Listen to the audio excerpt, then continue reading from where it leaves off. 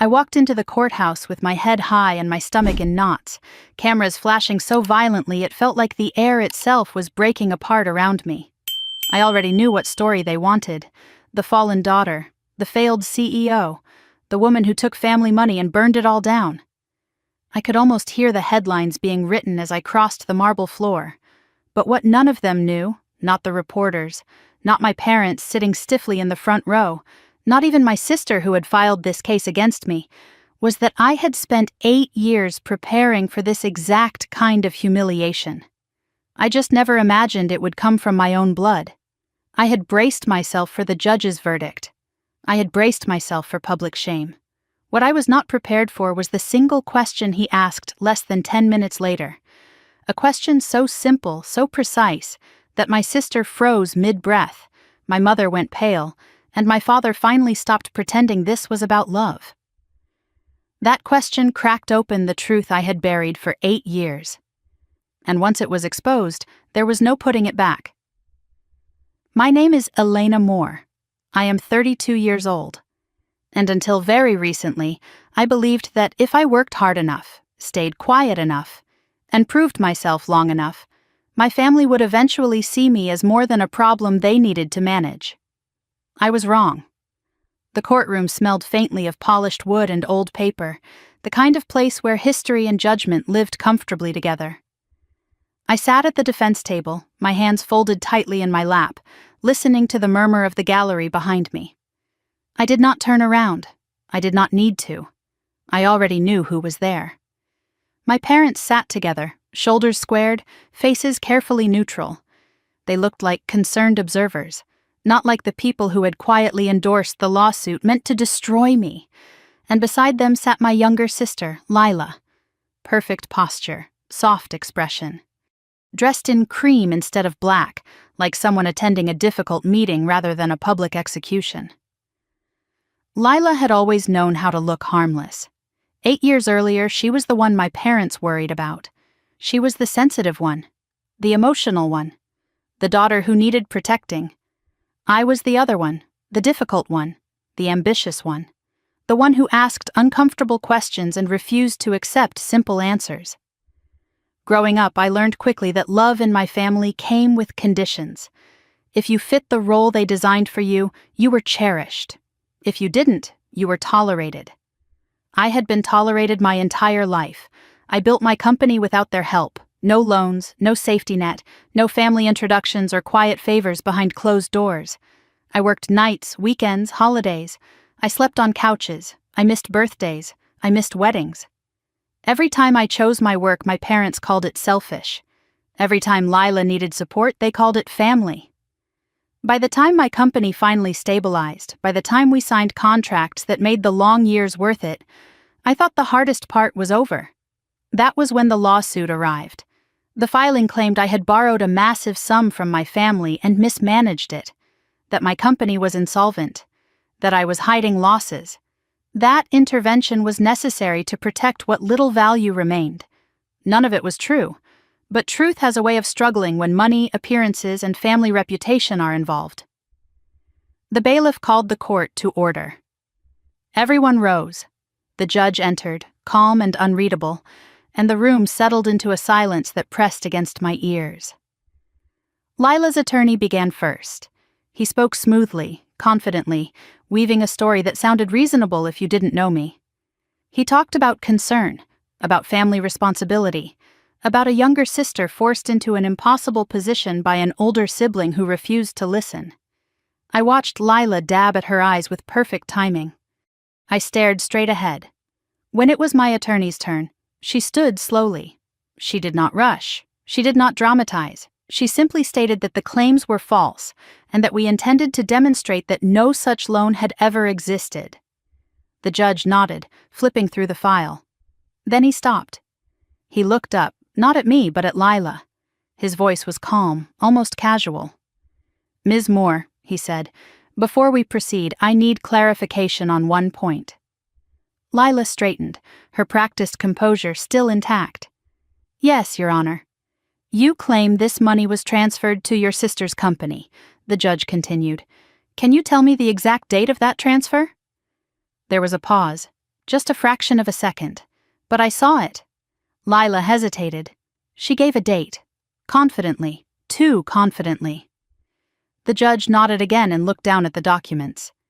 "And can you tell me," he said, "why the bank records submitted by both parties show no corresponding transfer on or around that date?" The room shifted. Lila opened her mouth, then closed it. Her attorney stepped forward, but the judge raised a hand. "I'm asking her," he said. My mother's fingers tightened around her purse. My father's jaw clenched. Lila swallowed. "There may have been delays," she said, "internal processing issues." The judge leaned back slightly. "Delays do not erase money," he said evenly, "and money of this size leaves footprints." The silence became heavy, uncomfortable. That was when I understood.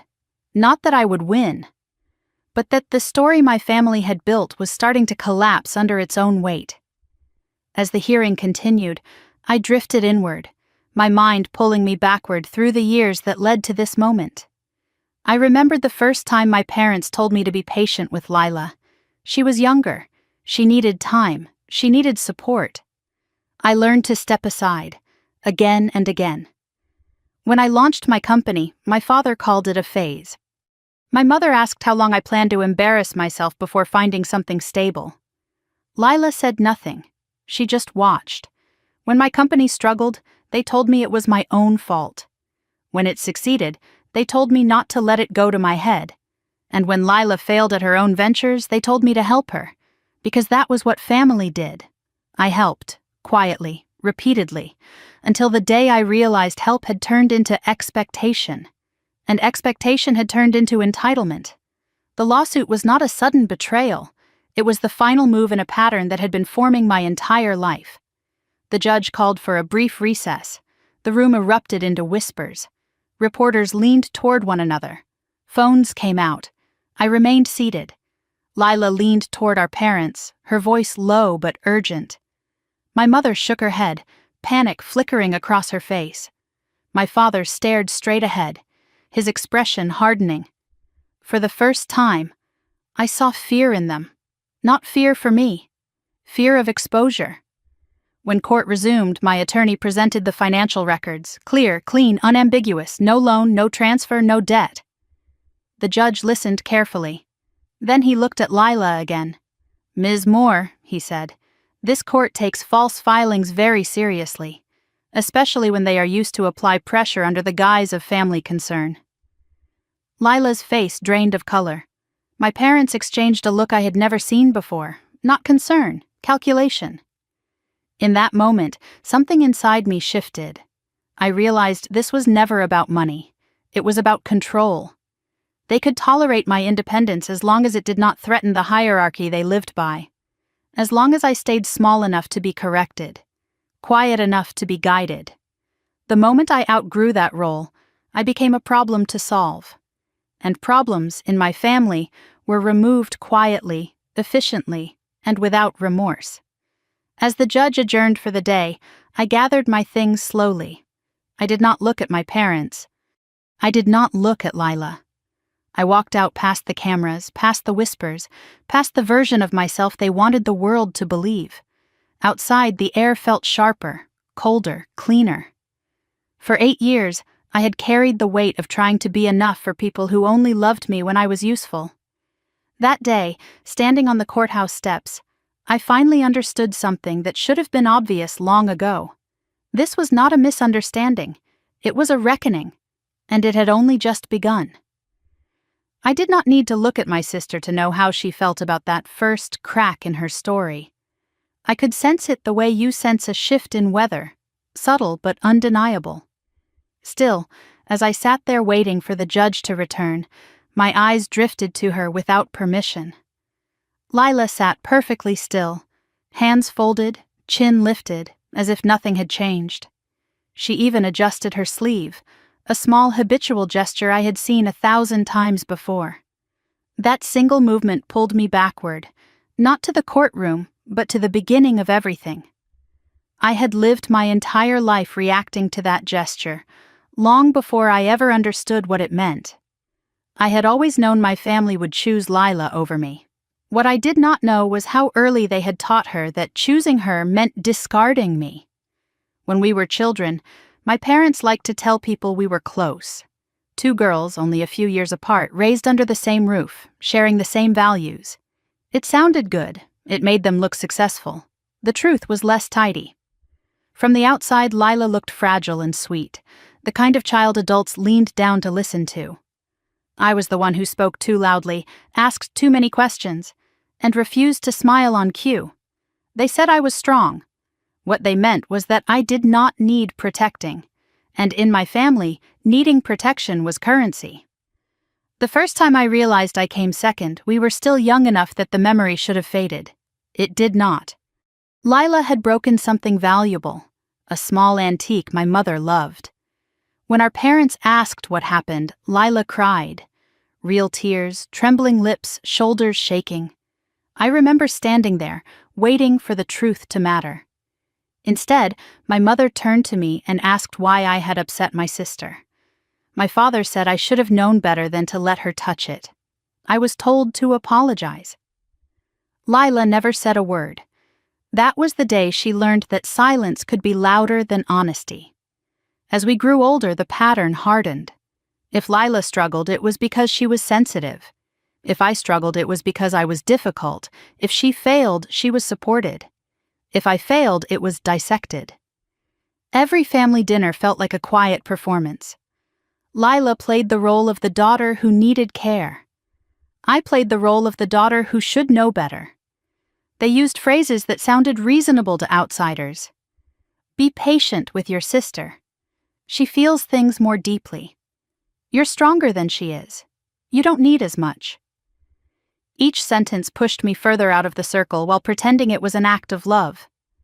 By the time we were teenagers, Lila had learned exactly how to position herself.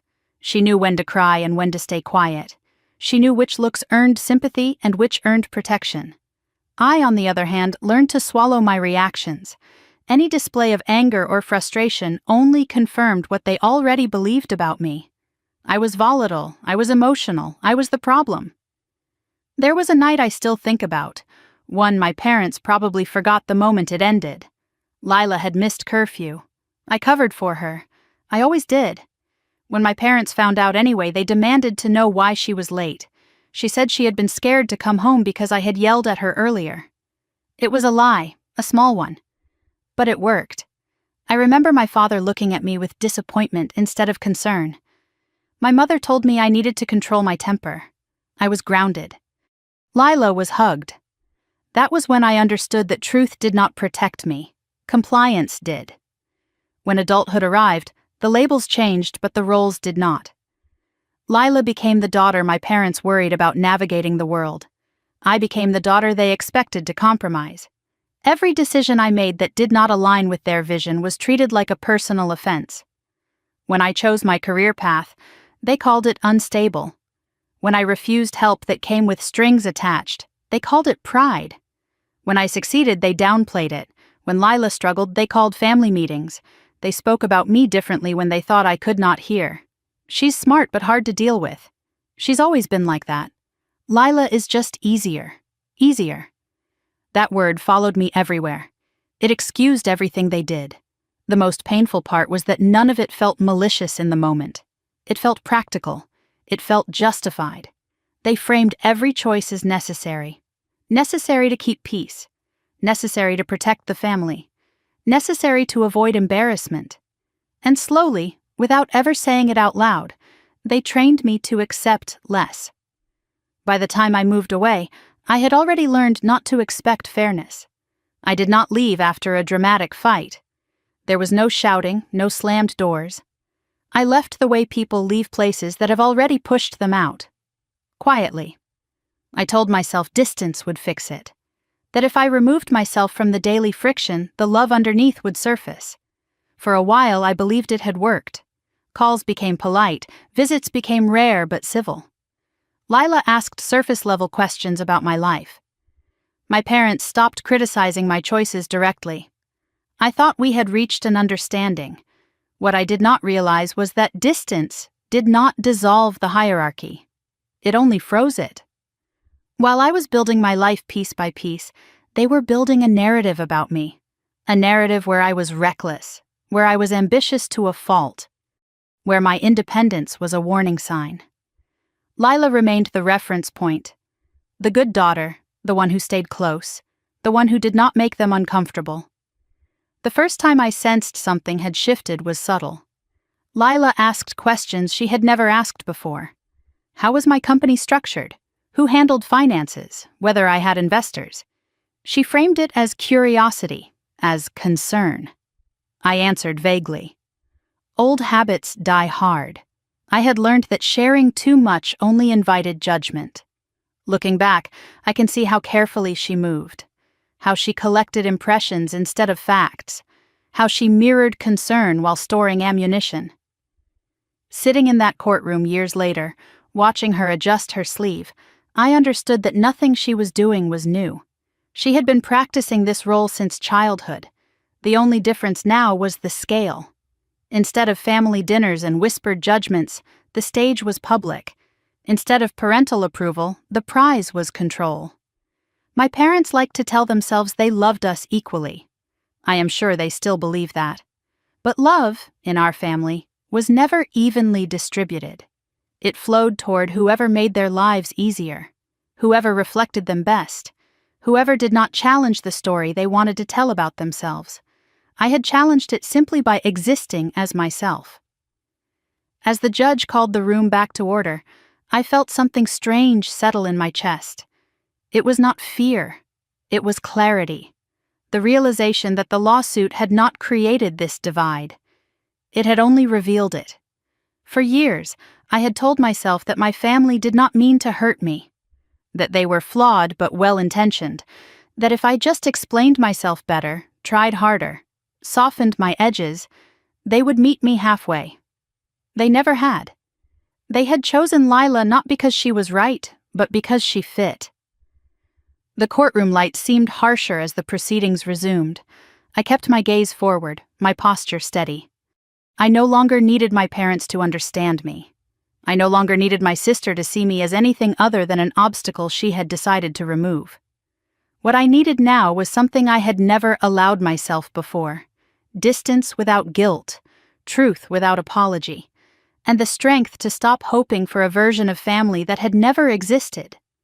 As the judge spoke again, his voice calm and precise, I realized that this case was not just about money or lies. It was about a pattern that had followed me my entire life, a pattern that had finally met resistance. And for the first time, I was not going to step aside and let someone else take my place. Not again. I left my parents' house without an argument, without slammed doors or final speeches, just a quiet understanding that staying any longer would cost me something I could never get back. I remember standing in the driveway with my suitcase, the late afternoon sun stretching my shadow across the concrete, and realizing no one was coming out to stop me. That was the moment it became clear. I was not being pushed out. I was being allowed to leave because my absence made things easier. I drove away with the radio off, listening only to the sound of my own breathing and the steady hum of the engine. I told myself I was choosing independence, not exile. That framing mattered back then. It helped me swallow the truth that my family had already made peace with a version of me that did not include staying. Starting over in a new city felt like stepping into thin air. I had no safety net, no familiar faces, no quiet assurances that if things went wrong, someone would catch me. What I had instead was anonymity. No one knew who my parents were. No one cared that I was the older sister or the difficult one. I was just another woman trying to earn her place in a crowded room. The first months were brutal. I took work that barely paid the bills and smiled through meetings where my ideas were ignored until someone else repeated them louder. I learned quickly that confidence without credentials was treated like arrogance. I learned even faster that exhaustion was not an excuse. There was no one to soften the edges for me anymore. And yet, for the first time, the rules were honest. If I failed, it was on me. If I succeeded, it belonged to me. There was something grounding in that clarity. I stopped measuring myself against my sister. I stopped waiting for approval that had never come. I focused on the work in front of me, one task at a time, one late night after another.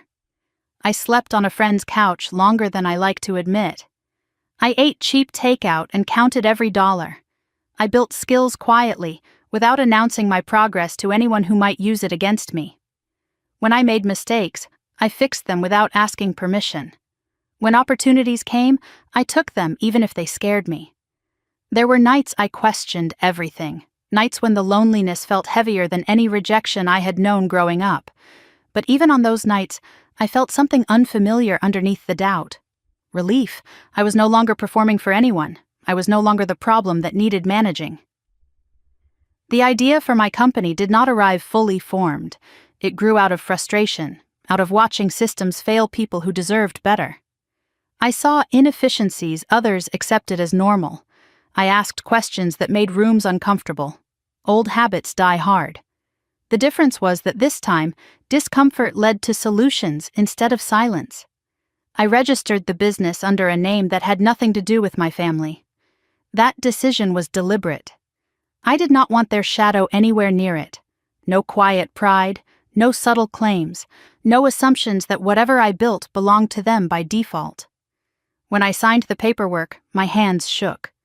Not from fear of failure, but from the weight of responsibility.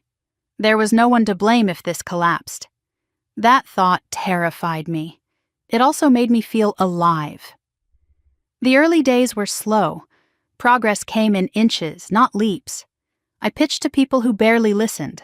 I lost contracts I thought were guaranteed. I learned how to hear no without taking it as a verdict on my worth. Each rejection sharpened me. Each small win reminded me why I started. I did not tell my parents. I did not tell my sister. I let them believe I was still drifting, still experimenting, still one mistake away from asking for help. That assumption protected me more than any legal document could have. Every so often a relative would ask how things were going. I kept my answers vague. I had learned that clarity invited commentary. Silence gave me room to breathe. When the company finally landed its first real client, I celebrated alone.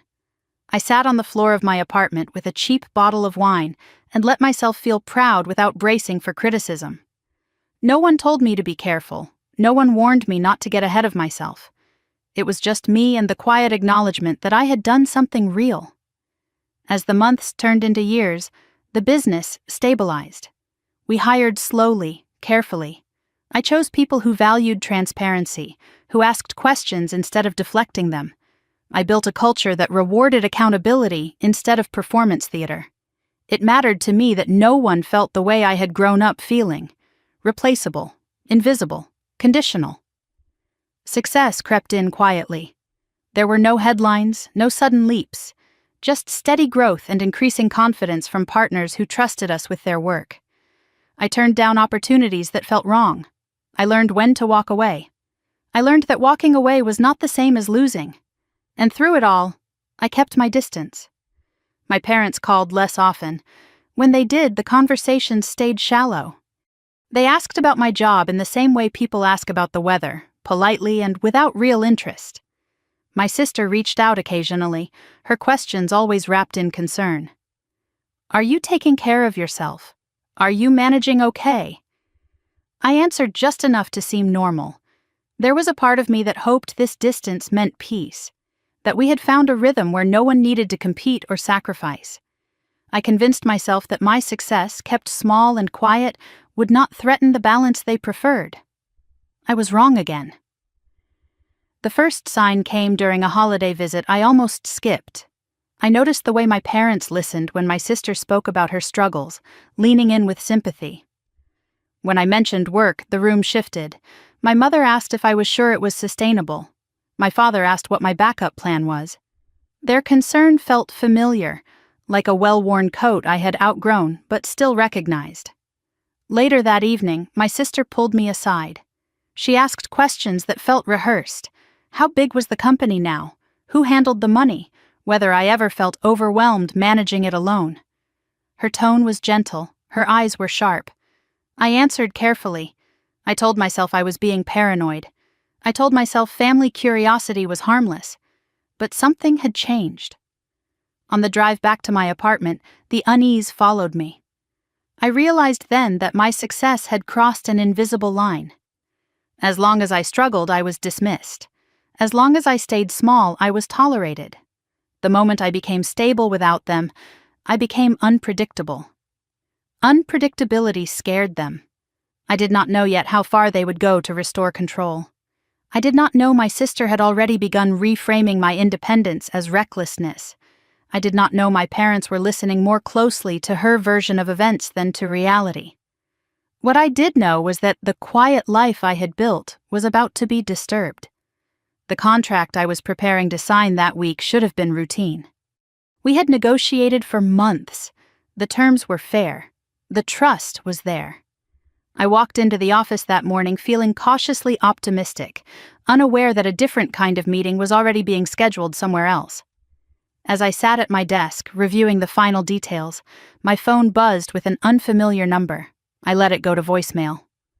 Old instincts told me not every interruption deserved attention. I would learn soon enough how wrong that instinct was. At that moment, I still believed that distance could protect me, that living well and staying quiet was enough. I had built my life where my family could not reach me, brick by brick, boundary by boundary. I did not yet understand that the very act of building it had given them a reason to try. The first sign that something was wrong did not come as a threat or an accusation. It came as hesitation. I was sitting in my office reviewing the final version of a contract we had been negotiating for months when my phone rang with a number I did not recognize. I ignored it. 5 minutes later, an email arrived from our bank, brief and oddly cautious, asking to schedule a call regarding a matter requiring clarification. My stomach tightened, but I told myself it was routine. Growing companies attract scrutiny. That was normal. The call happened an hour later. The banker's voice was polite, professional, and carefully neutral. He explained that a legal filing had appeared under my name, one that required them to place a temporary hold on certain transactions until the situation was reviewed. I asked him what filing he was referring to. There was a pause before he answered. A bankruptcy petition. I laughed. Not because it was funny, but because it was absurd. I told him there had to be a mistake. My company was solvent. Our books were clean. We had never missed a payment. He listened patiently and then said something that made the room feel smaller. The petitioner is listed as your sister. I ended the call without fully remembering how. For a moment I just sat there, staring at the wall, trying to understand how those words fit together. Bankruptcy, petition, sister. None of it aligned with the life I was living or the facts I knew. My hands began to shake as I pulled up the court filing on my laptop. It was all there. My name, my company. Pages of accusations written in formal language that transformed lies into something that looked disturbingly official. According to the document, I had borrowed a significant sum of money from my family, failed to manage it responsibly, and driven the business to the edge of collapse.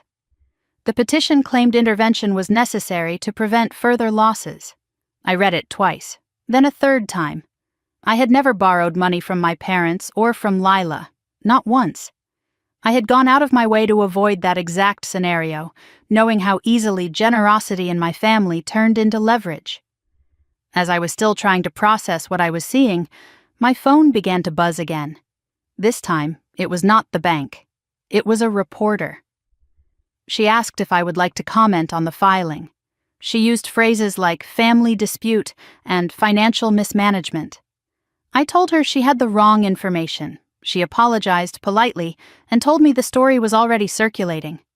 The article went live less than an hour later. By the end of the day, my inbox was flooded. Clients asking for reassurance, partners requesting meetings, employees quietly checking in, their messages careful and restrained. The story had been framed before I had even understood what was happening. I was no longer a CEO managing a growing company. I was a liability. I called my parents that evening. I did not scream. I did not accuse. I asked one simple question. Did you know about this? There was a silence on the line that told me everything before my mother spoke. She said they were aware of the filing. She said Lila had been under a lot of stress. She said it was a difficult decision, but one made with the family's best interests in mind. I asked why no one had come to me first. My father answered that sometimes intervention was necessary when someone refused to see reality. Reality, that word again, always used when they wanted to define my life for me. I told them the claims were false. I told them there was no loan, no debt, no hidden losses. My mother sighed and said this was not the time to argue details. My father said cooperating would make things easier for everyone. When I asked whose side they were on, my mother said they were not choosing sides. They were choosing peace. The call ended with my father telling me to stay calm and trust the process. Trust had never felt so dangerous. Lila called later that night. Her voice was soft, almost tired. She said she never wanted things to get this far. She said the lawyers had advised her that formal action was the only way to protect the family. She told me she was still on my side, even if it did not look like it. I listened without interrupting. When she finished, I asked her one question. Why didn't you come to me first? She said she had tried. She said I was always so busy. She said she did not feel safe confronting me directly. Safe. From what exactly, she did not say. By the end of the week, the damage was no longer theoretical. One of our largest partners postponed an expansion we had planned for months. Another requested additional guarantees before proceeding. The bank extended its review. Nothing had been decided, but everything was on hold.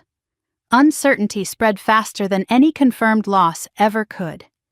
Inside the office, the atmosphere changed. Conversations stopped when I entered the room. Meetings became formal and cautious. I could see the questions in people's eyes. Was I still in control? Was the company at risk? Was I telling them everything? I held it together in public. I answered questions calmly. I assured people we were addressing the situation. I did not tell them that the ground beneath me felt unstable in a way it never had before.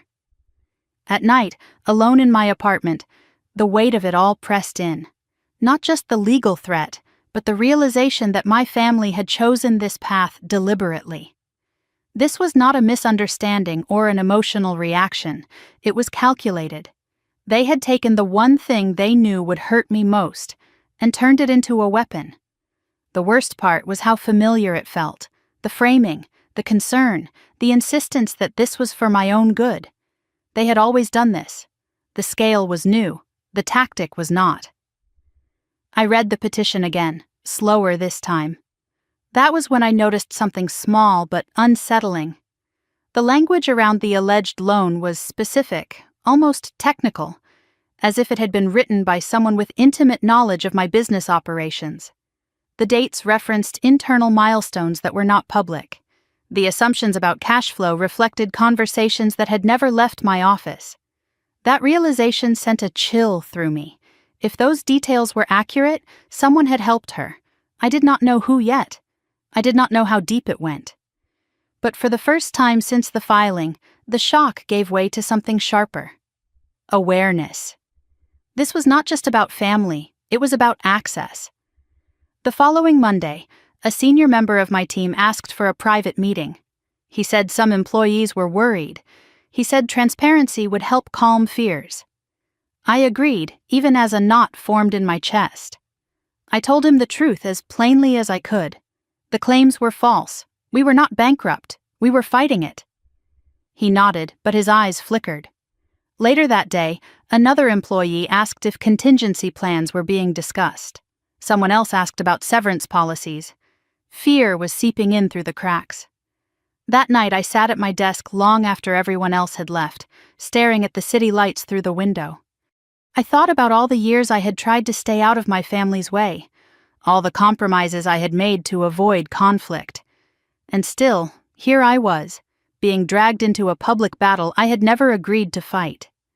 For the first time, I allowed myself to think the thought I had been avoiding.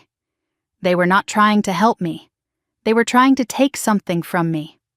The next morning, my lawyer called with an update. The court had scheduled an initial hearing.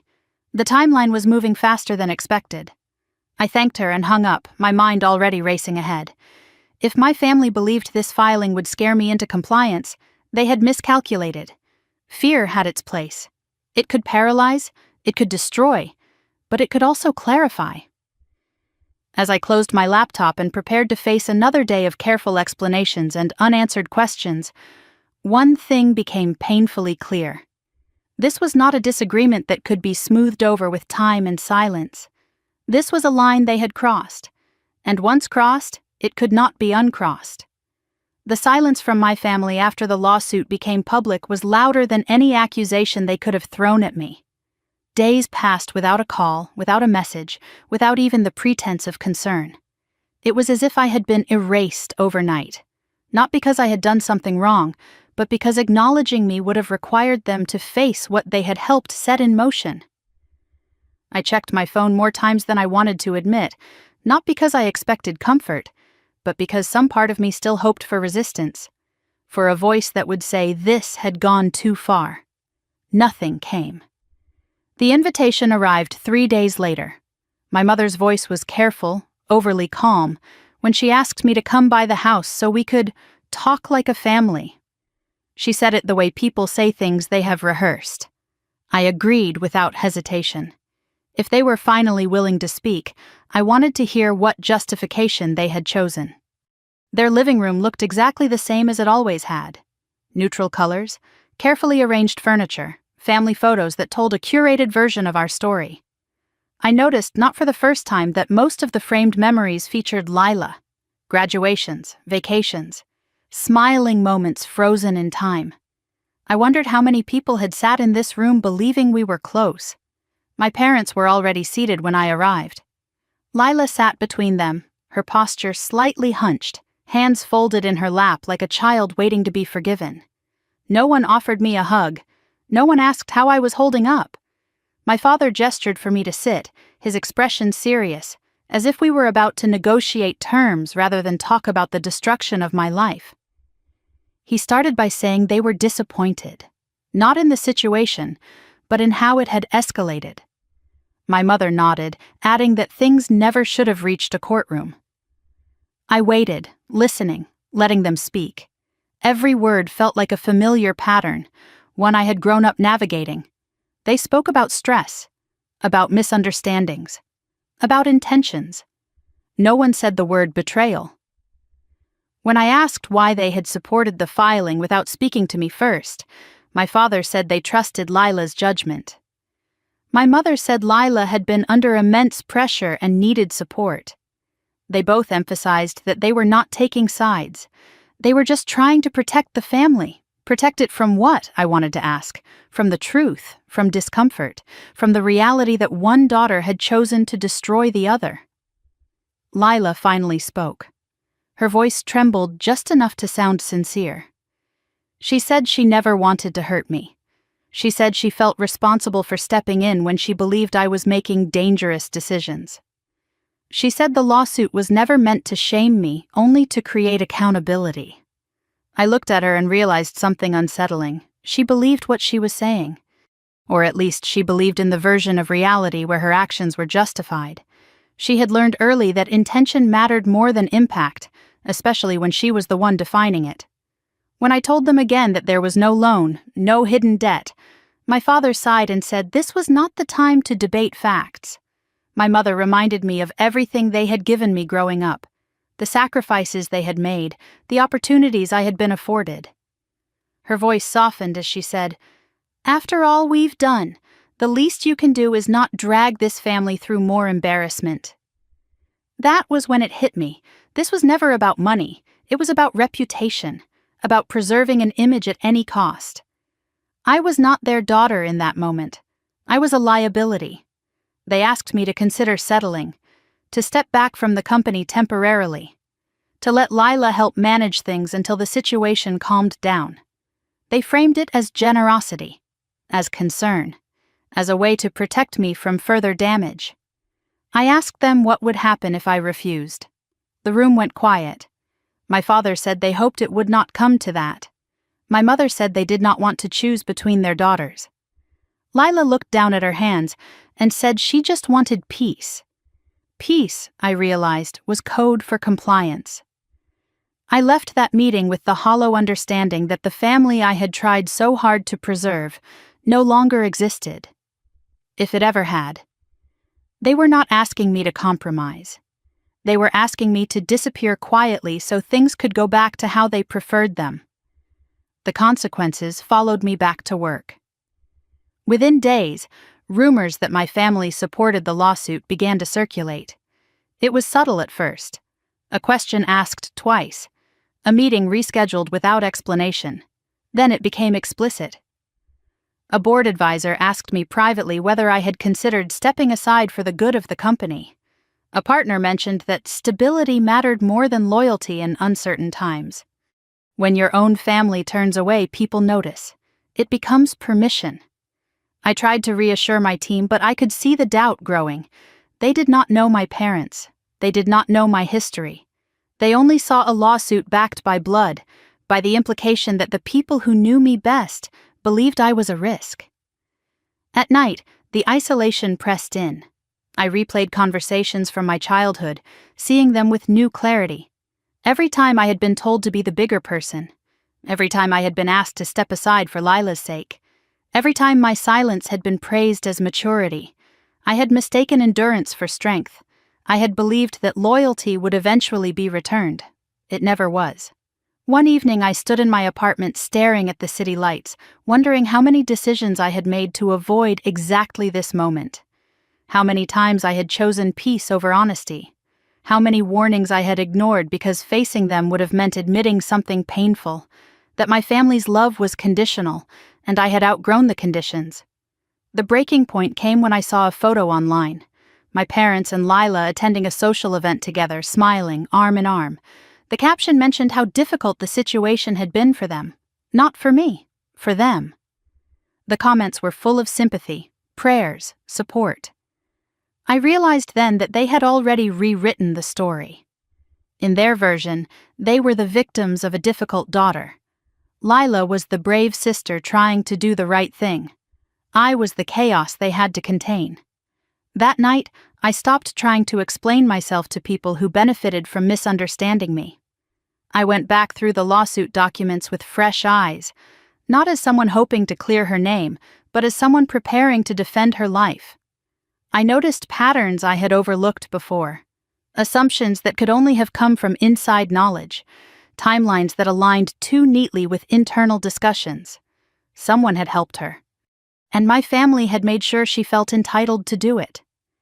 For the first time since this began, something inside me hardened, not into bitterness, but into resolve. I had been pushed to the edge of everything I had built, not by strangers, but by the people who claimed to love me most. They thought they were teaching me a lesson. They thought pressure would force me to surrender. What they did not understand was that they had finally taken away the last thing holding me back. The illusion that I owed them my silence. As I closed the folder and turned off the lights, one thought settled clearly in my mind. If my family could call this love, then love was no longer something I needed from them. What I needed now was survival, and for the first time I was ready to choose it. The first account freeze happened on a Tuesday morning, the kind of ordinary day that makes disasters feel unreal. I was halfway through my second cup of coffee when my phone buzzed with a notification from the bank. At first I thought it was another routine security alert. Then I read the words carefully. Account access temporarily restricted pending legal review. I stared at the screen, my fingers numb. I refreshed the app. Same message. I logged out and logged back in, still locked. Within minutes, my CFO was on the line, her voice tight. She had just received the same notification for the corporate operating account. Payroll was scheduled for Friday. Vendor payments were queued. Everything was frozen in place, like a body mid-fall. We spent the next 2 hours on calls with the bank's legal department, listening to carefully worded explanations that all traced back to the same source. The pending bankruptcy claim, the alleged debt, the risk assessment protocols triggered by litigation involving family creditors. Family creditors. The phrase burned. By noon, the damage was already spreading. A vendor called asking why a payment had bounced. A partner emailed asking whether rumors of insolvency were true. Someone forwarded me an article from a business blog speculating about leadership instability at my company. I hadn't lost the company yet, but I could feel it slipping, like sand running through fingers no matter how tightly you clench. That afternoon, I called my parents. Not to argue, not to plead. I wanted them to understand the consequences of what they had done. My father answered. His tone was calm, almost relieved, as if he had been expecting the call. I explained what had happened, how the accounts were frozen, how employees would panic if payroll was delayed. I told him this wasn't abstract anymore. People's lives were about to be affected. He listened without interrupting. Then he said, "These things happen in business. Sometimes pressure is necessary to bring clarity." Clarity. I asked him if he was willing to see my company collapse just to prove a point. He said he didn't see it that way. He said if I had nothing to hide, everything would resolve itself. When I reminded him that he and my mother were publicly supporting Lila's claims, he grew defensive. He said they were trying to stay neutral. He said Lila was under stress and needed reassurance. He said I should stop framing this as an attack. "It feels like one," I said quietly. There was a pause. Then he said, "Elena, you've always taken things too personally." That was the moment I understood. This wasn't cruelty born of anger. It was something worse. Indifference wrapped in moral superiority. They could watch me burn as long as they believed they were standing on higher ground. The betrayal didn't stop there. The next morning, one of my senior managers requested an emergency meeting. He had been with me for 3 years. I trusted him. He looked uncomfortable, avoiding eye contact as he spoke. He said he had been approached by someone claiming to represent my sister's legal team. They asked questions about internal cash flow, about upcoming contracts, about contingency plans. They framed it as due diligence. He told them nothing, he assured me. But the fact that they felt comfortable reaching out at all told me everything I needed to know. The walls were closing in from the inside. By midweek, the rumors turned uglier. An anonymous source leaked a story suggesting I had misled investors about my financial position. The phrasing mirrored language from the lawsuit almost exactly. Someone was feeding the narrative carefully and strategically. I recognized the pattern. This wasn't panic. It was a campaign. At night, the weight of it pressed down on me until sleep felt impossible. I lay awake replaying conversations with Lila, searching for the moment she had crossed from resentment into something more calculated. I wondered how long she had been planning this, how long my parents had known, whether any of it had ever been spontaneous. The house I lived in suddenly felt fragile. The mortgage payment loomed. If the account stayed frozen, I wouldn't just lose the company. I could lose my home, my credit, my entire sense of stability. And still, my family said nothing. On Thursday, I received an email from my mother. Not about the lawsuit, not about the damage. It was about Thanksgiving plans. She asked if I would still be coming, considering everything. I stared at the screen in disbelief. The audacity of pretending normalcy while my life was being dismantled felt surreal. I didn't respond. That same day, my legal team discovered something disturbing. One of the documents submitted in support of the bankruptcy claim referenced internal projections that had never been shared outside my executive circle, numbers that existed only in private planning sessions. Someone had talked. The realization hit me like ice water. This wasn't just my family attacking from the outside. There was a leak inside my company, someone I paid, someone I trusted. Someone who sat across from me in meetings and nodded along while feeding information to my sister's lawyers. I felt sick. I wanted to confront everyone, to demand answers, to burn the whole structure down and rebuild from scratch. But instinct told me to wait, to observe, to let the truth surface on its own. Pressure has a way of revealing fractures. On Friday morning, the betrayal became undeniable. One of my key engineers resigned without warning. No exit conversation. No explanation beyond a vague mention of personal reasons. Within hours, I learned through a third party that he had accepted a position at a firm connected to Lila's network. The timing was too perfect to be coincidence. I felt the floor drop out from under me. Every loss compounded the last. Trust eroded, stability cracked. And through it all, my parents maintained their public silence, their quiet alignment with the story that I was unraveling on my own. I confronted Lila that evening. I didn't yell, I didn't accuse. I asked her one question. Was this your plan from the beginning? She hesitated. Just a fraction of a second. Enough. She said she had no idea what I was talking about. She said the media twisted things. She said if people were leaving my company, maybe it was because they sensed instability. You mean the instability you created, I said. She sighed, as if tired of explaining something obvious to a stubborn child. Elena, you built something fragile. You tied everything to yourself. When that happens, it only takes one push. I realized then that she wasn't pretending to be innocent. She was proud. She believed she was exposing a weakness. She believed I deserved this for refusing to stay in my place. That night, I sat alone in my living room, surrounded by the things I had earned through years of sacrifice. And for the first time, I truly understood what it meant to be alone. Not lonely, alone. There is a difference. Loneliness is the absence of people. Being alone is the absence of illusion. I had spent my life believing that no matter how independent I became, my family would be there as a foundation. Now I saw the truth. They were not my foundation. They were the weight tied to my ankles. The fear didn't disappear, but it changed, it sharpened, it focused. If this was war, then I needed to stop reacting and start thinking. I stopped making emotional calls.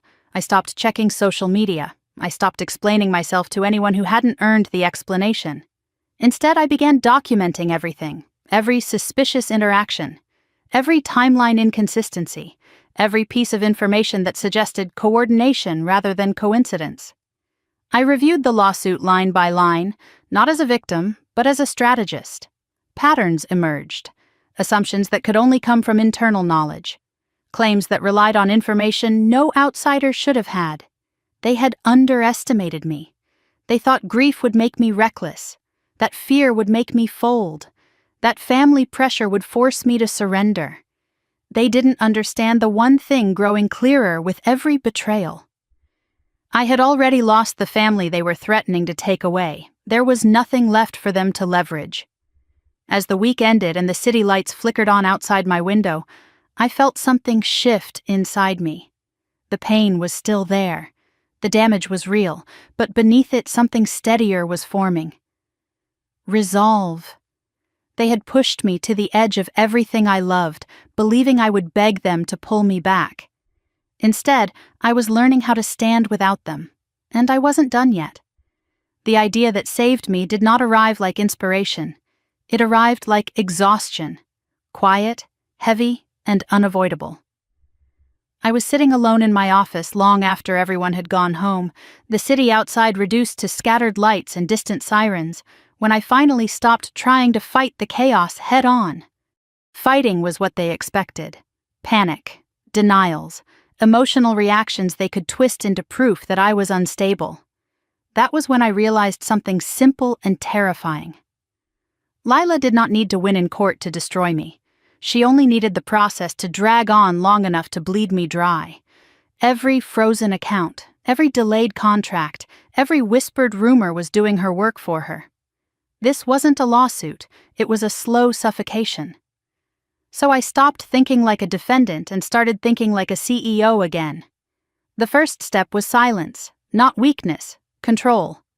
I instructed my legal team to stop responding reactively and instead document everything with obsessive precision. Dates, times, who said what, who benefited.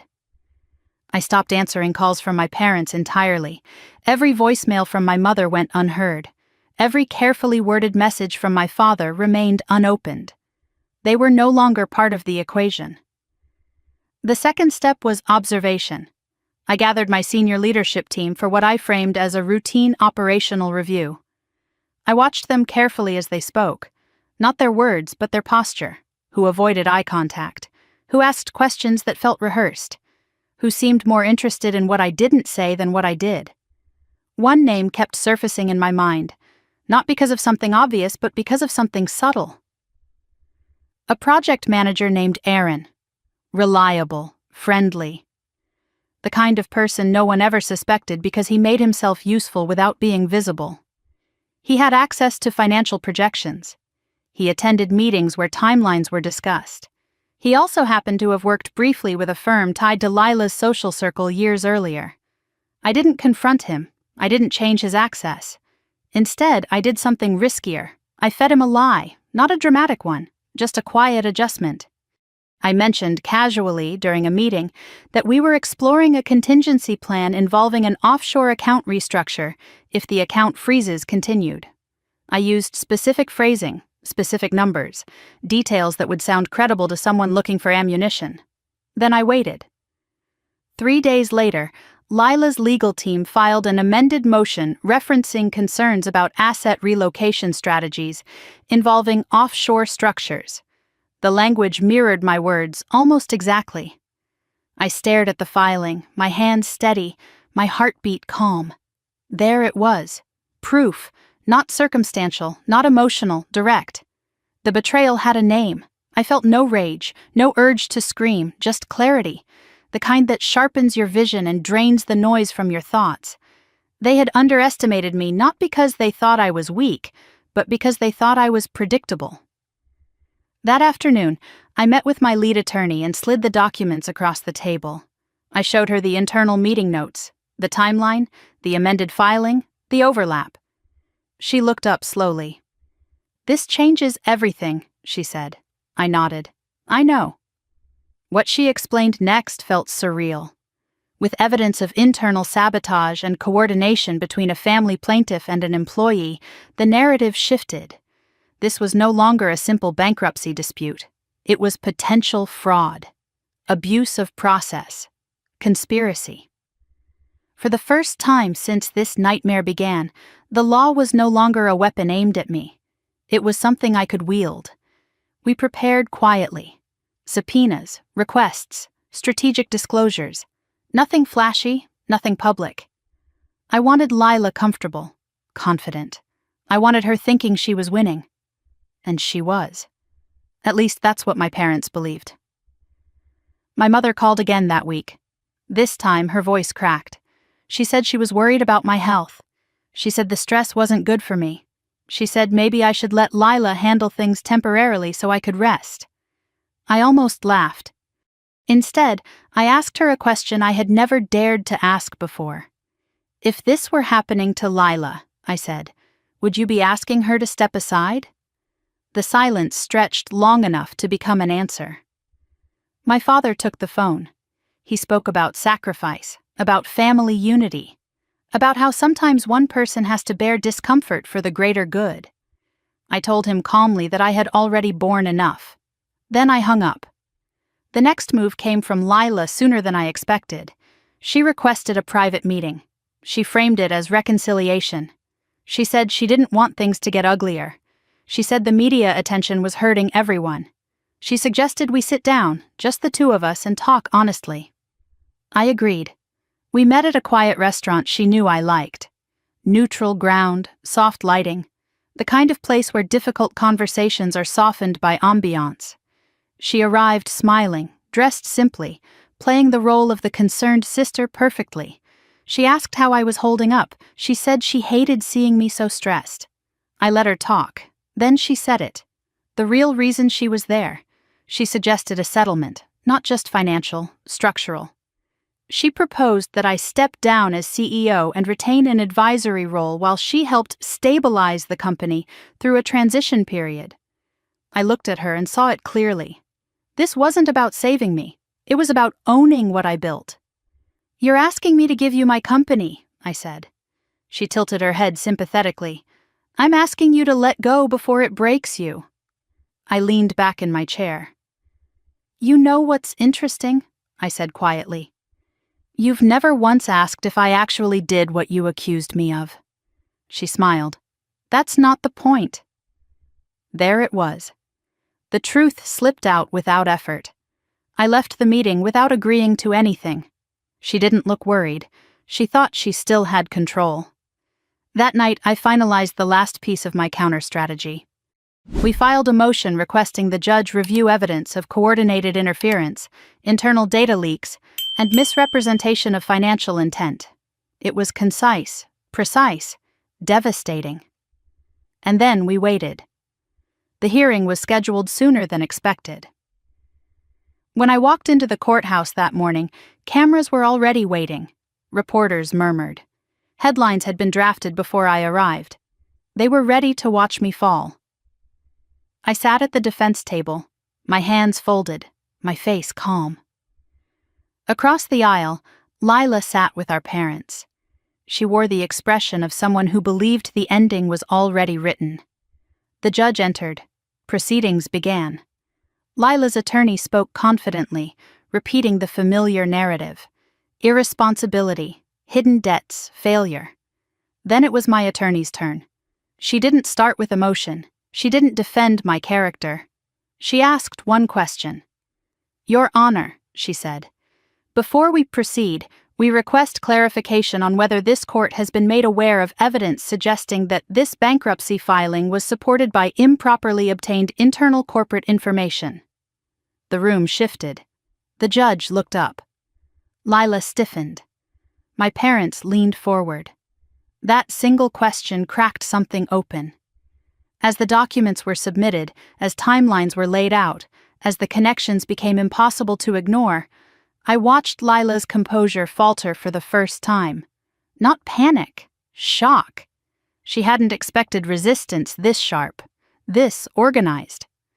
The judge's gaze moved from the papers to Lila, then to her attorney. "Ms. Moore," he said slowly, "were you in possession of internal financial projections that were not part of any public disclosure at the time this motion was filed?" Lila froze, not metaphorically, physically. Her mouth opened slightly, then closed. Her attorney intervened, but the damage was done. The judge leaned back, studying her. "That is a very specific question," he said, "and it requires a very specific answer." In that moment, everything shifted. The courtroom no longer felt like a place where I was on trial. It felt like a place where the truth was finally being forced into the light. And as I sat there, watching the confidence drain from my sister's face, I knew something she didn't yet understand. She hadn't just underestimated me. She had exposed herself. And this was only the beginning. The air in the courtroom felt heavier after that question, as if someone had quietly sealed the exits and turned up the pressure. I sat perfectly still, my hands resting on the polished wood of the table, listening to the subtle sounds around me. Papers shifting, a chair creaking. The soft, nervous inhale of someone who hadn't expected the ground to move beneath them. Lila finally answered. Her voice was controlled, but there was a thin edge to it now. She said she had relied on information provided by her legal counsel. She said she had no direct access to my company's internal documents. She said she had acted in good faith, trusting professionals. Good faith. The phrase echoed in my head like a bad joke. The judge didn't respond immediately. He flipped through the stack of exhibits my attorney had submitted, page by page, taking his time. I could see my parents out of the corner of my eye. My mother's hands were clenched in her lap. My father sat rigidly upright, his jaw tight, his gaze fixed straight ahead as if refusing to acknowledge what was unfolding. My attorney stood again. She didn't raise her voice. She didn't dramatize. She simply walked the court through the sequence of events with clinical precision. She showed how the amended filing referenced contingency plans that had never been disclosed externally. She demonstrated how the language used mirrored internal terminology unique to my leadership team. She introduced time-stamped meeting notes, cross-referenced with communication records obtained through discovery. With every point, the room grew quieter.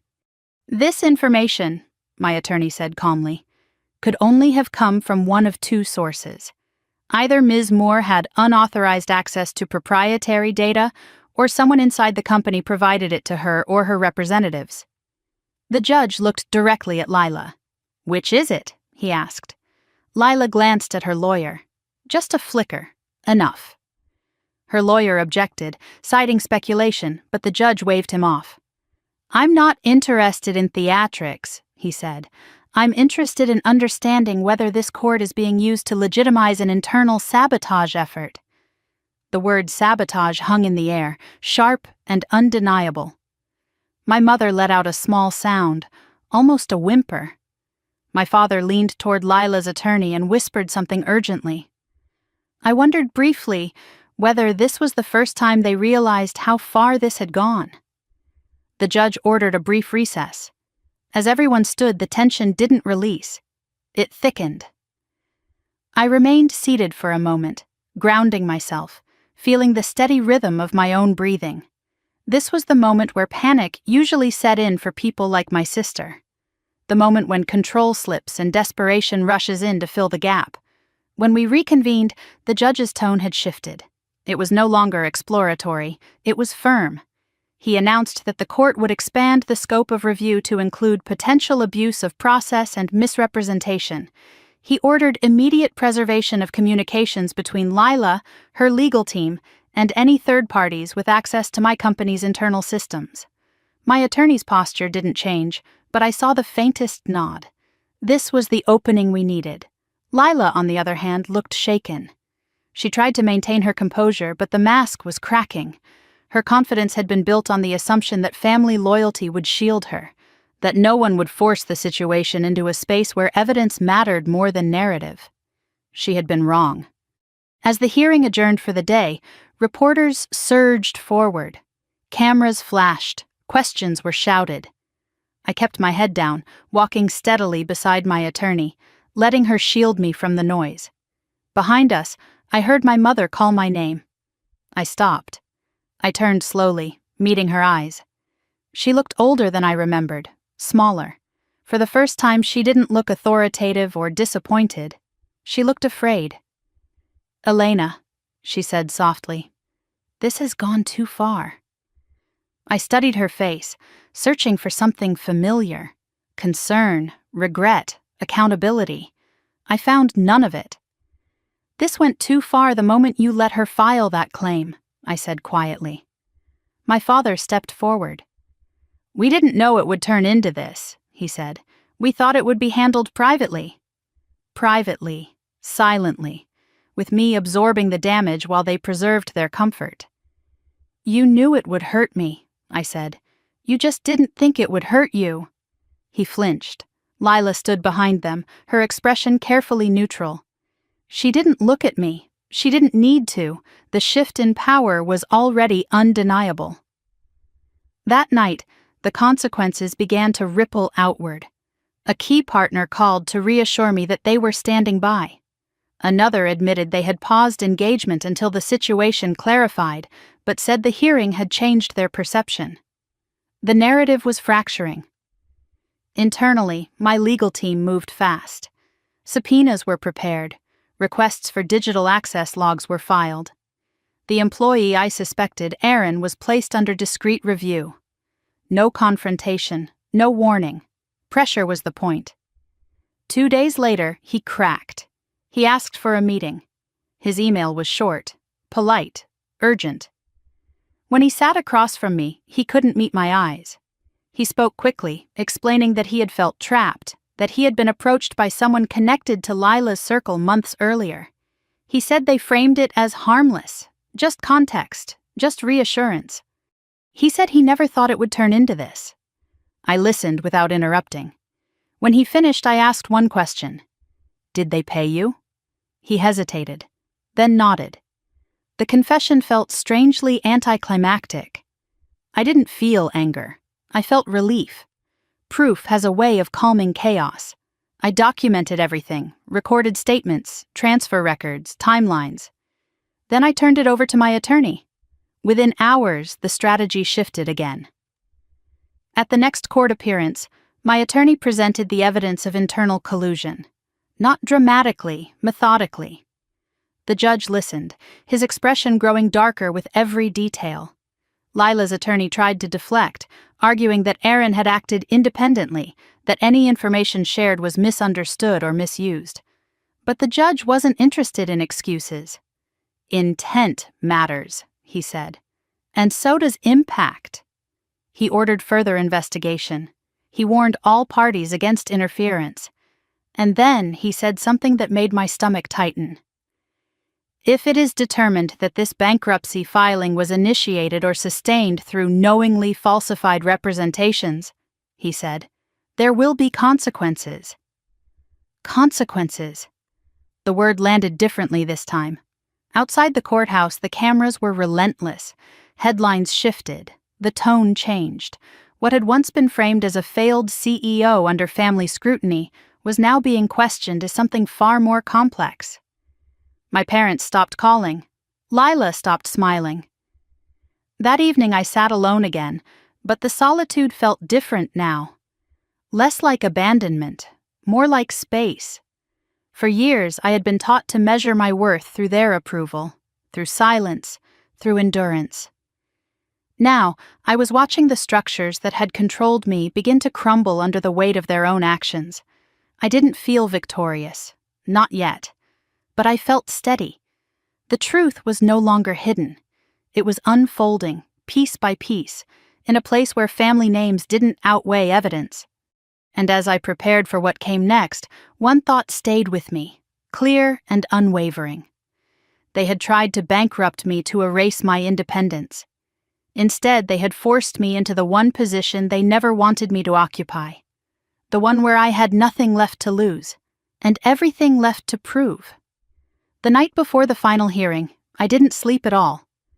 Not because I was afraid, but because my mind refused to slow down. It kept replaying the same question over and over. Not about the court, not about the outcome, but about my parents. About how far they were willing to go, and how much they were prepared to lose, just to avoid admitting they were wrong. By morning, exhaustion had settled into my bones, but it sharpened rather than dulled me. I moved through the routine with mechanical calm. Shower, coffee, suit. Each step felt deliberate, as if I were assembling armor piece by piece.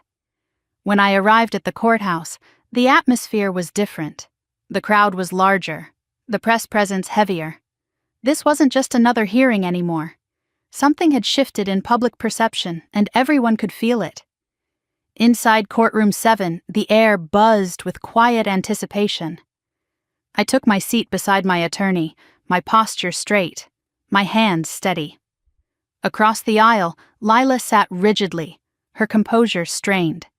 My parents were behind her, side by side, their faces tight with rehearsed solemnity. They looked like people bracing for impact. The judge entered, and the room rose to its feet. From the first moment, his tone was unmistakable. This was no longer a procedural review. This was an examination. My attorney began by summarizing the new evidence. Not emotionally, not defensively, just facts, layered one on top of the other until the pattern became impossible to deny. Internal access logs, financial transfers, Aaron's signed statement, the amended filings that mirrored internal language too closely to be coincidence. As she spoke, I watched my parents' faces. My mother stared straight ahead, lips pressed together, her hands clenched in her lap. My father's jaw tightened with every sentence. Lila stared at the table, her earlier confidence nowhere to be found. Then it was their turn. Lila's attorney stood, clearing his throat, and attempted to reframe the situation. He spoke about misunderstandings, about overzealous employees, about coincidence. He argued that family disputes often created emotional distortions, and that this was, at its core, a civil disagreement blown out of proportion. The judge listened patiently. Then he leaned forward. "Counsel," he said, "do you dispute that Ms. Moore's legal team submitted documents containing proprietary internal language that was not publicly available at the time?" The attorney hesitated. "We acknowledge similarities," he said carefully, "but similarity does not equal misconduct." The judge nodded. "Perhaps not," he said, "but patterns do." He turned his attention to Lila. "Ms. Moore," he said, "I am going to ask you a direct question, and I expect a direct answer." Lila looked up, startled. Did you, at any point, receive non-public financial projections, contingency plans, or internal communications relating to your sister's company? The room went silent. I felt my heartbeat slow. This was the moment.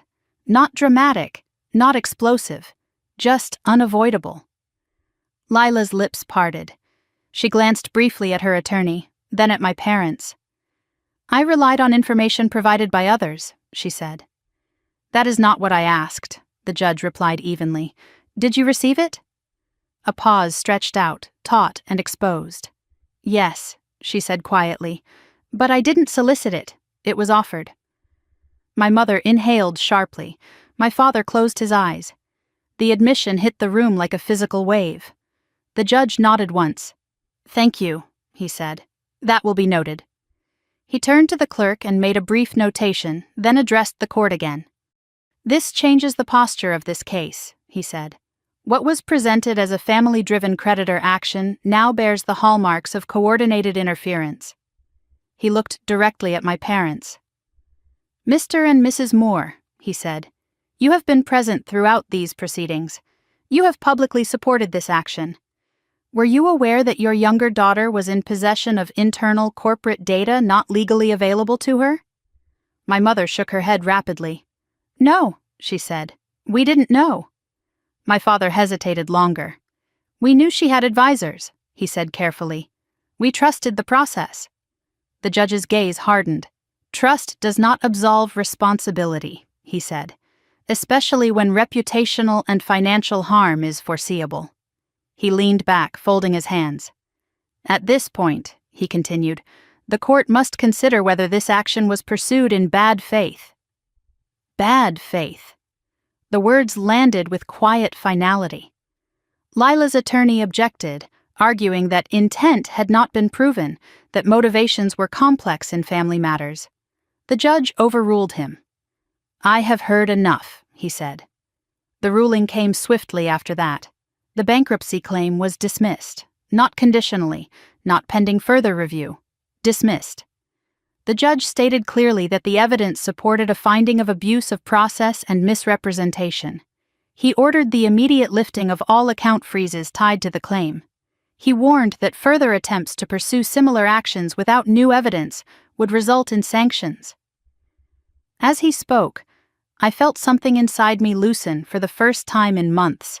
Not triumph, release. Then he said something that silenced the room entirely. "The court will also be referring this matter for review regarding potential civil liability," he said, "including claims of tortious interference and breach of fiduciary duty." My parents froze. Lila's head snapped up. The judge's gavel came down once, sharp and decisive. "Court is adjourned." For a moment, no one moved. Then the room erupted into motion. Reporters surged forward. Attorneys gathered documents. Voices overlapped in a low roar of conversation. I stayed seated, breathing slowly, grounding myself in the reality of what had just happened. My attorney touched my arm. "It's over," she said quietly. I stood, gathering my things, and turned to leave. That was when my mother reached me. "Elena," she said, her voice trembling. "Please, wait." I stopped. She stepped closer, tears in her eyes, her carefully constructed composure finally cracking. "We never wanted this," she said. "We were just trying to keep the family together." I looked at her, really looked at her, and felt an unexpected wave of sadness. Not for myself, but for the truth she couldn't face. "You tried to keep the image together," I said. "At my expense." My father joined her, his face pale. "We thought you could handle it," he said. "You've always been strong." There it was, the final justification, strength mistaken for consent. "I was strong," I said. "That doesn't mean I was meant to be sacrificed." Lila stood a few feet away, silent now, her eyes darting between us. For the first time she looked uncertain, smaller, like someone realizing the game was over and the scoreboard wasn't in her favor. I didn't say anything to her. I didn't need to. I walked out of the courtroom without looking back. Outside, the flash of cameras was blinding. Questions were shouted, microphones pushed forward. I didn't stop. I didn't answer. I let my attorney guide me through the crowd and into the daylight beyond. The air outside felt sharp and clean. Real. As we reached the steps, I paused, taking it in. The noise, the movement, the sense of something irrevocably ended. I had walked into that building labeled a failure, a liability, a problem to be managed. I walked out with my company intact, my name cleared, and the truth finally visible. But the victory felt quieter than I expected, because as the adrenaline faded, one reality settled heavily in my chest. I had won the case, but I had lost my family long before the judge ever took the bench. And strangely, that loss no longer terrified me. It clarified everything.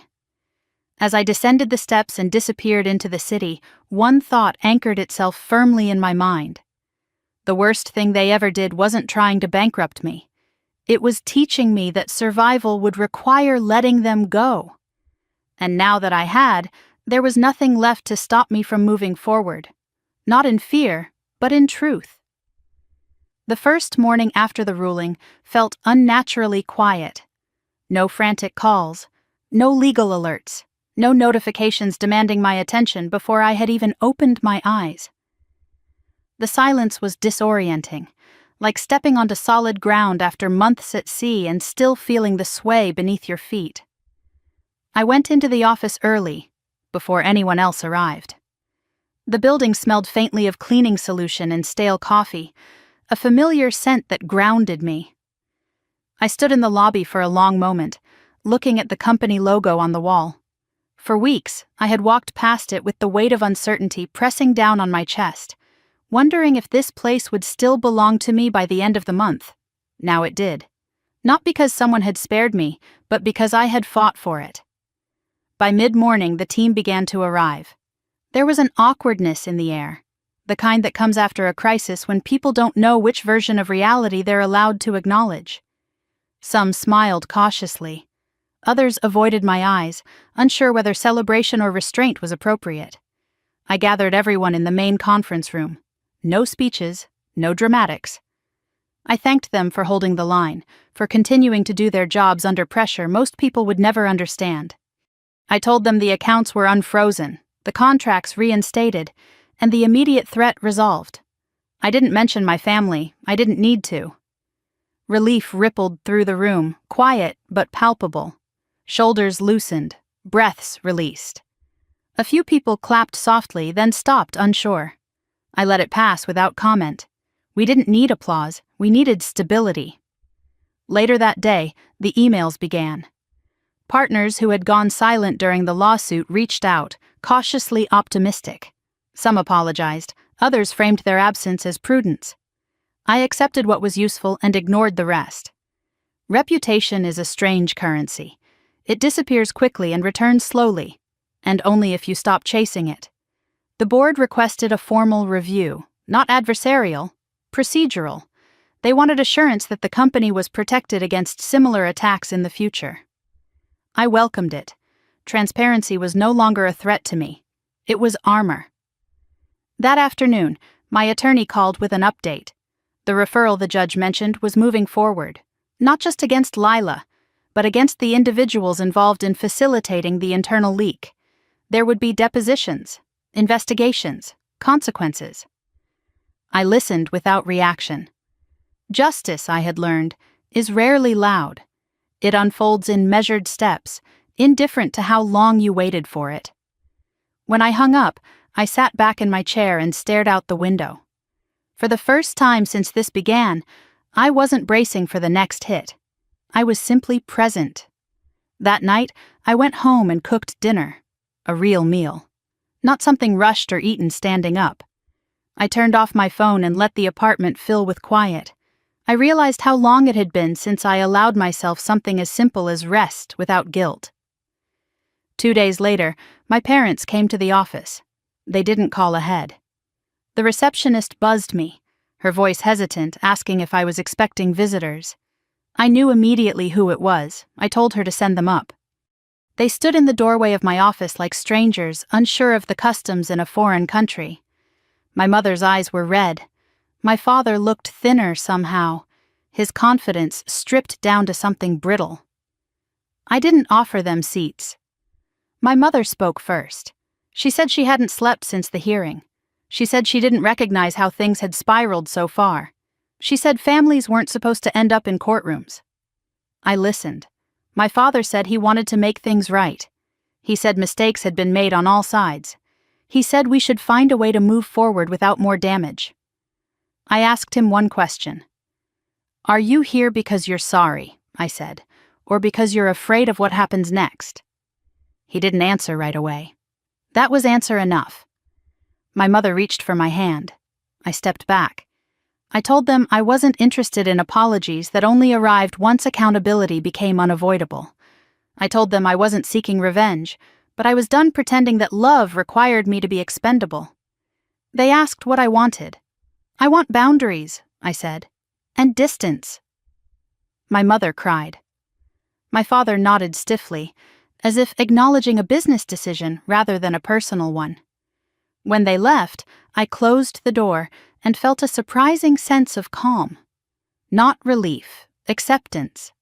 Some doors don't slam, they simply stop opening. The fallout reached Lila soon after.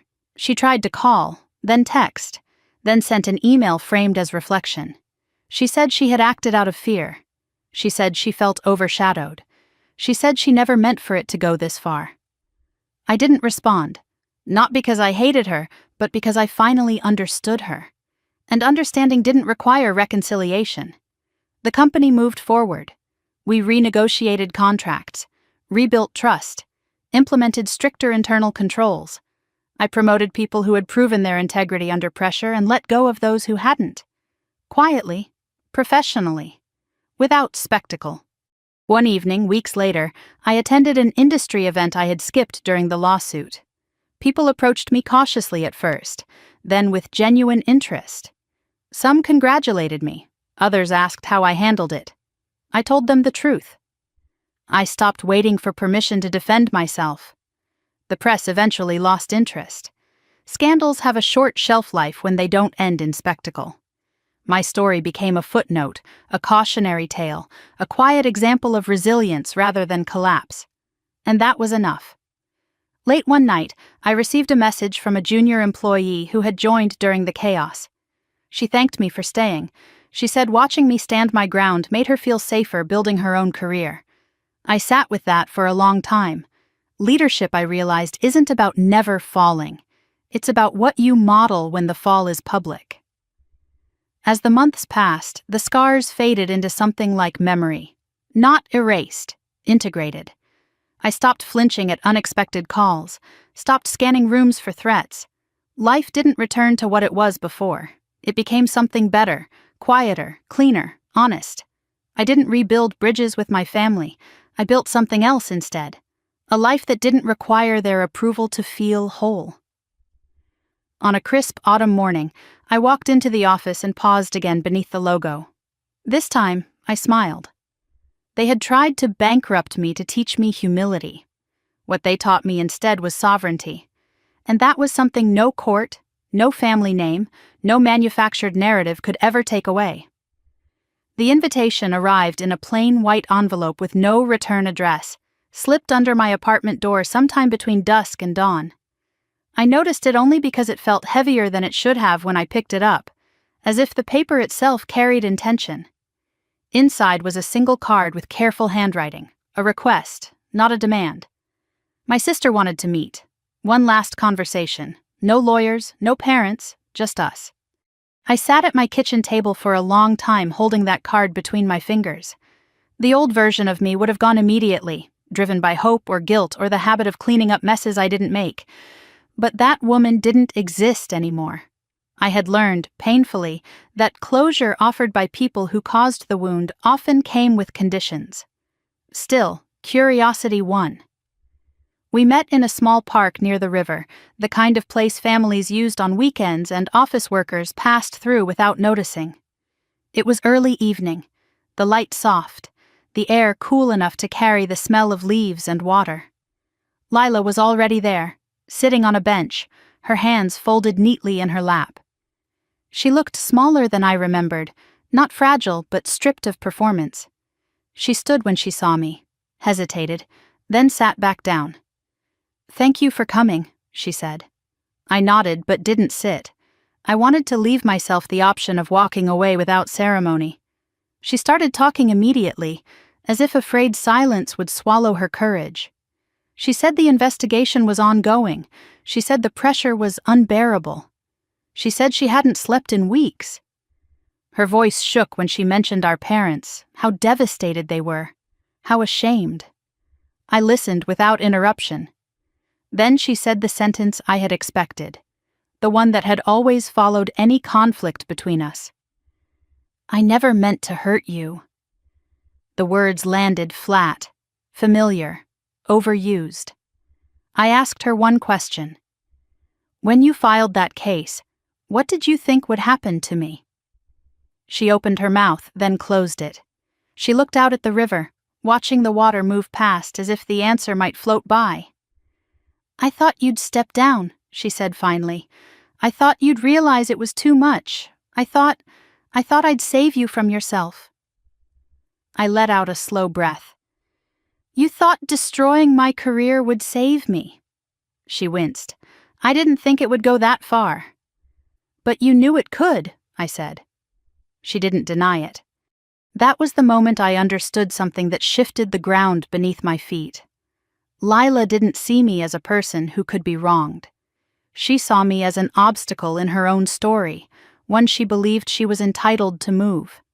She talked about growing up in my shadow, about how our parents praised my independence while criticizing her sensitivity, about how every success of mine felt like an indictment of her choices, about how, when she saw my company thriving, something inside her snapped. "I just wanted them to see me," she said quietly. "They always did," I replied. "They just never asked you to be me." She looked at me then, really looked at me, and I saw something raw flicker across her face. Not remorse, recognition. She asked if there was any way to fix it. I told her the truth. "You can't fix what you refuse to see as wrong." She nodded slowly, absorbing that. We sat in silence for a few minutes, the sound of the river filling the space between us. Finally, she stood. "I hope one day you can forgive me," she said. I met her gaze. Forgiveness isn't the same as access. She seemed to understand. When I walked away, I didn't feel triumphant or relieved. I felt resolved. Some chapters don't end with reconciliation. They end with clarity. The aftermath unfolded quietly after that. The investigation concluded months later. Findings were issued. Consequences followed. Not dramatic ones, not the kind that made headlines, but real enough to change lives. Lila withdrew from public view. My parents retreated into a smaller world, one where appearances mattered less because there were fewer people left to impress. We didn't speak again. Instead, my life began to take on a new shape. The company expanded carefully, deliberately. I stopped chasing rapid growth and focused on sustainability. I built teams instead of hierarchies. I invested in people who valued transparency over proximity to power. Outside of work, I rebuilt myself slowly. I learned what it felt like to make decisions without hearing my parents' voices in my head. I learned that peace wasn't the absence of conflict, but the absence of self-betrayal. I made new traditions, new friendships, new definitions of family. One evening, I was invited to speak at a small leadership forum. No cameras, no press, just a room of people navigating their own complicated lives. I told them parts of my story, not the legal details, but the emotional truth. How betrayal doesn't always come from enemies. How survival sometimes means walking away from those who taught you to stay. Afterward, a woman approached me. She said she was considering cutting ties with her own family after years of manipulation. She asked how I knew it was time. I told her, "When staying costs you more than leaving." That answer stayed with me long after the room emptied. The final moment of reckoning came unexpectedly. A letter arrived from my mother. Handwritten. Apologetic. She didn't excuse herself. She didn't explain. She simply said she was sorry for not protecting me when it mattered. She said she was learning. Too late, perhaps, but sincerely. I read it twice. Then I placed it in a drawer. Not out of spite, out of discernment. Some apologies heal, others acknowledge.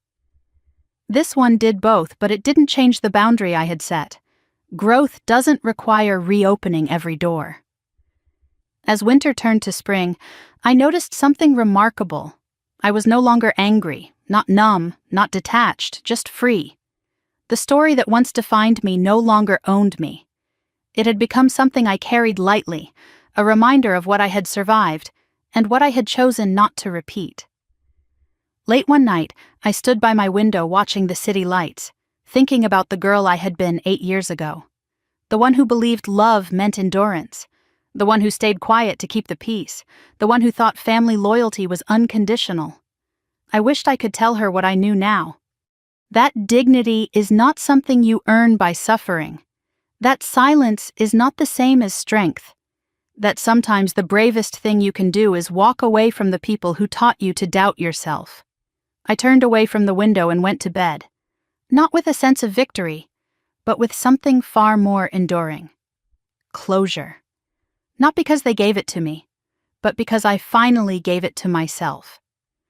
The morning I realized the story no longer hurt was unremarkable. No sunrise revelation. No sudden rush of forgiveness. I was standing in line at a small coffee shop near the office, listening to the hiss of the espresso machine, watching people check their phones and shuffle forward, when it occurred to me that my chest felt light, not empty, light. The kind of lightness that comes when you stop bracing for impact. For years I had lived as if something terrible was always about to happen, as if love could be revoked at any moment, as if security depended on how quiet I stayed, how useful I made myself, how little trouble I caused.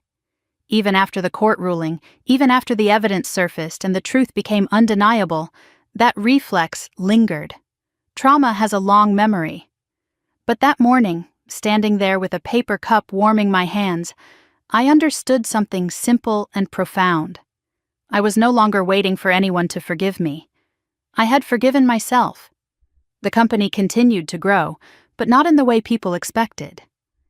I turned down opportunities that felt rushed or ego-driven. I chose projects that aligned with my values, partnerships built on mutual respect instead of leverage. Success stopped feeling like a performance and started feeling like stewardship. People often asked how I managed to rebuild trust after everything that happened. I told them the truth. I didn't rebuild trust with everyone. I learned to discern where it belonged. There is a difference between openness and accessibility. I learned to protect my time, my energy, my inner life. I learned that boundaries are not punishments. They are instructions for how to love me without harm. My parents remained distant, cordial at times, polite messages on holidays, occasional updates passed through mutual acquaintances. We existed in parallel now, no longer colliding, no longer pretending. It was strange and sometimes sad, but it was honest. Lila disappeared from my life completely. I heard fragments through the grapevine, new ventures that never quite took off, circles that slowly closed. Consequences have a way of arriving quietly when spectacle fades. I didn't celebrate that. I didn't need to. My life was no longer organized around proving anything to them. One afternoon, months later, I sat with my leadership team reviewing a proposal when one of the younger managers hesitated before speaking. She asked a question about ethical risk, about what we would do if pressure came from someone powerful, someone connected. The room went still. I smiled gently and answered without hesitation. I told her we would walk away, that no contract, no investment, no relationship was worth losing ourselves. She looked relieved. Others nodded. In that moment, I realized the story had traveled farther than I thought, not as gossip, as precedent.